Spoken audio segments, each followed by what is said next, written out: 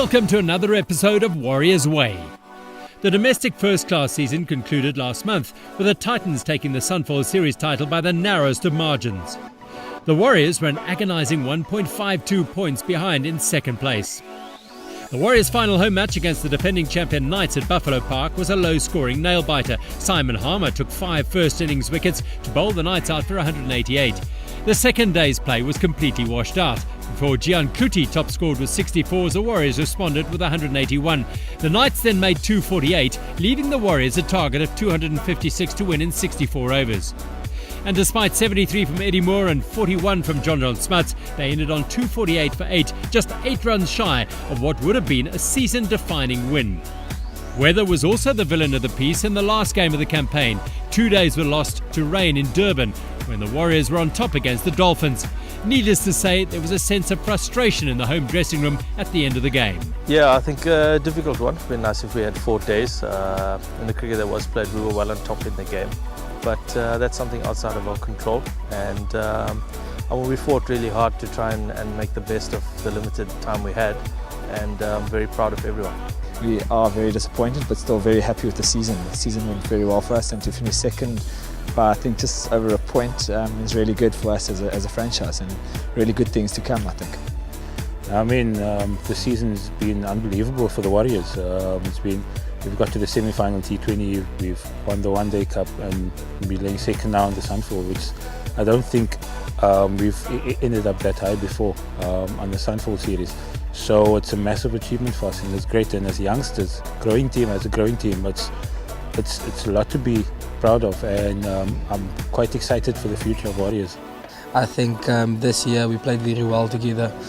Look, it's my first franchise silverware, and that was really special to me because we played as a team. We're a young bunch of guys, and not a lot of big names around, but everyone pulled their weight and we pulled together.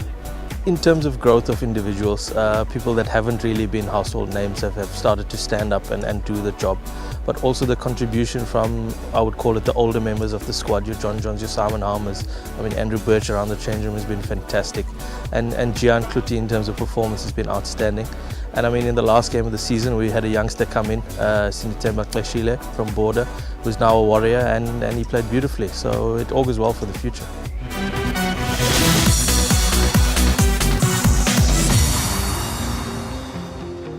The departure in December of Warriors coach Malibongwe Makete to the Proteas saw Rivash Gobind installed as interim coach. The former Dolphins batsman and assistant coach oversaw a successful second half of the season with a share of the Momentum One Day Cup honours and runners-up in the Sunfold Series. And he has now been rewarded with his appointment as full-time coach. I'm even more convinced now that we have chosen the right person, because the Warriors' performance during this current season is ample proof that we've gone far beyond what our expectations were at the beginning of the season. Now, a couple of months down the line, it is nice to be sitting here in this position. And as a coach, you also want to progress in your own career, and it's great that I'm here and I'm being given this opportunity by the Warriors franchise and the board of Cricket Eastern Cape. I think that perception that we don't have these superstars and massive players, that's probably an outside thing. For us, we're really reliant on certain individuals, and we understand when they do well, they can put in match-winning performances at any level. So yeah, hopefully that's something that we can grow, and we'd love to see more individuals in that national setup.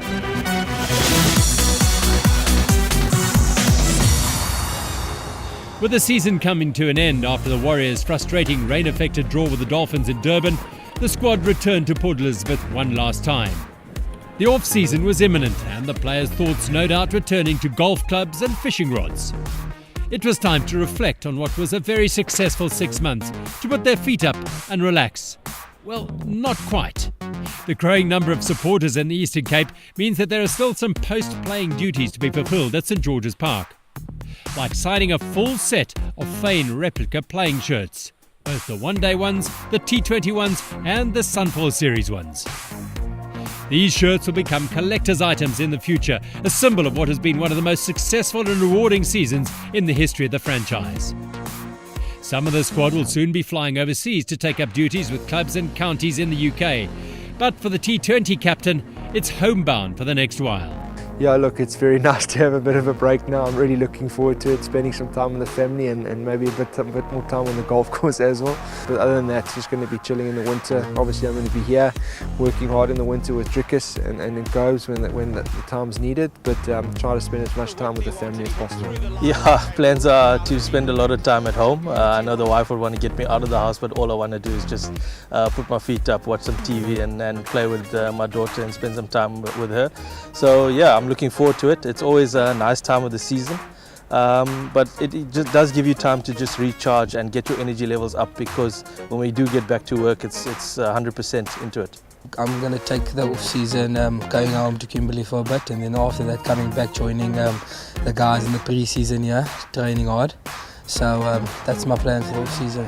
Already planning a little trip on Wednesday to Hogger, one of the best places in South Africa, so going to enjoy that and then take a little time off and go to the farm. So yeah, really looking forward to just putting my feet up and relaxing and spending time with the family.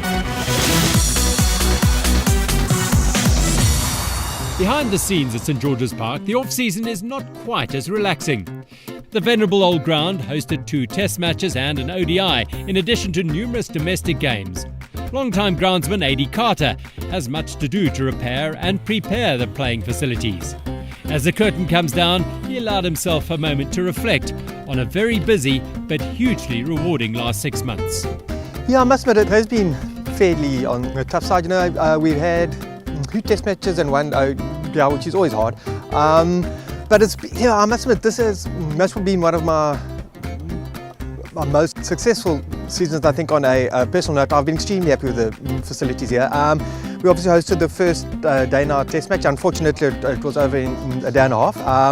But South Africa were just too good for Zimbabwe. The Australian test match here, I was very happy with it. I think we actually gave South Africa exactly what they were expecting. I must admit, I always think it's a success when the home team wins. You know, so obviously they actually know what to expect. So when the Warriors win and South Africa win, you know, that's just absolutely wonderful. Everyone always asks me, so geez, what's it like only working for 6 months of the year? Unfortunately, or fortunately, winter's also an extremely hectic time. You know, that's when we try and service all the equipment. We've got to actually do maintenance on the pitches, the nets, the outfield. So it actually isn't a holiday for us. What also happens, they normally play hockey and rugby over the A square during winter, which is also very challenging for us.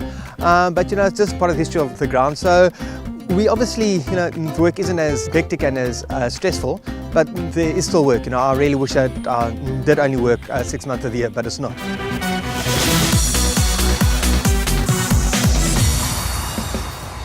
The end of the season was particularly busy for Warriors star batsman Colin Ackerman. Having finished the season as the Warriors' leading scorer in the Sunfoil series with 660 runs, the 26-year-old embarked on the most important partnership of his life when he and his longtime fiancée Robin tied the knot early in March. Well, I grew up in PE in Amsterdam Hoek, and I went to Theodore, and we met through a mutual friend at her 18th birthday party. So yeah, it was about 6 years ago, and yeah, we've been together ever since. So. When we first started dating, I was playing club cricket overseas, so we did quite a lot of distance when we were younger, and yeah, that I suppose stood us in good stead. And it's been an amazing 6 years. Loved every minute, and yeah, the big day was on the 9th of March at La Colline was the venue in Thiescom, and it was awesome to have our friends and close relatives there, so we had an awesome day.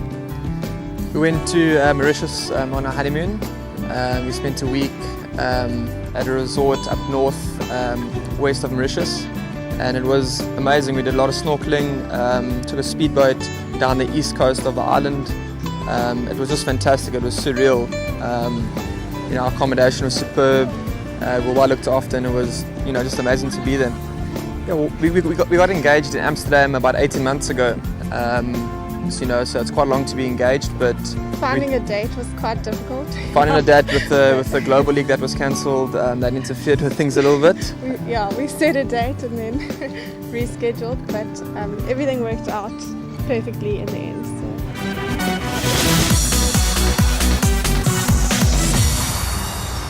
when he feels the beach sand on his feet and hears the pitter-patter of tiny feet can a professional cricketer truly relax.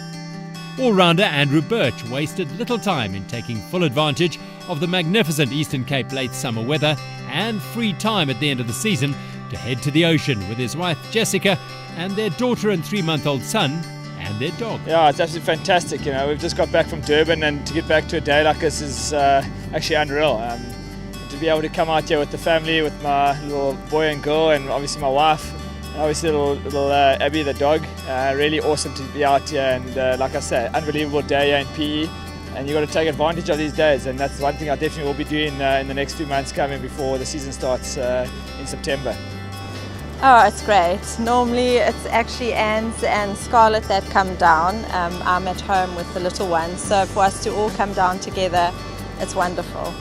We had our second baby in January, and it's tough. You need a second person there, and I think time just goes so quickly because I'm so busy with the kids. So it's great to have him home now, just to have a second pair of hands.